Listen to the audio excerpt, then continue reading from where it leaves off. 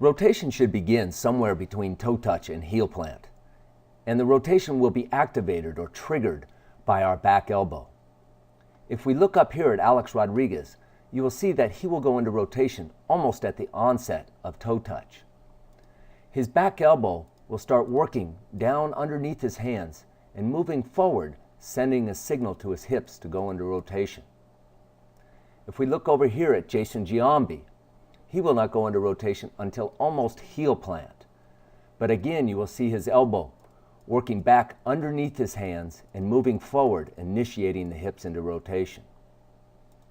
The action of the back arm and the back elbow work very similar to the way we would throw a baseball sidearm or the way we would skip a rock across a pond.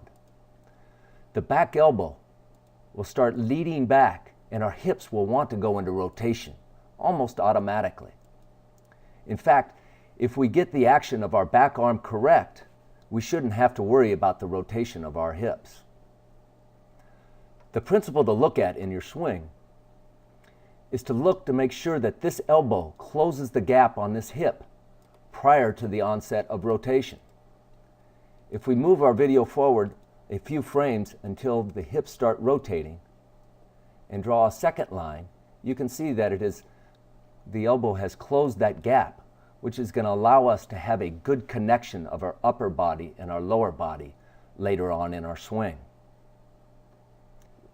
Another good way to view the principles of rotation is to look at the back view.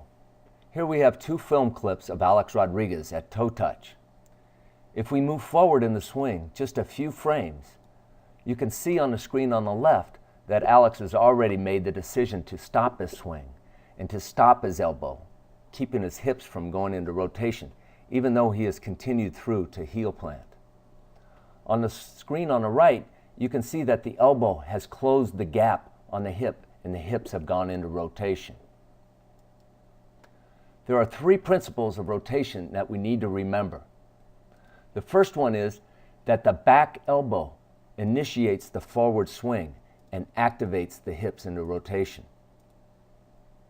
The second principle is that we do not want to go into rotation until we have reached a 50-50 position, or at least 50% of our weight is into our front side.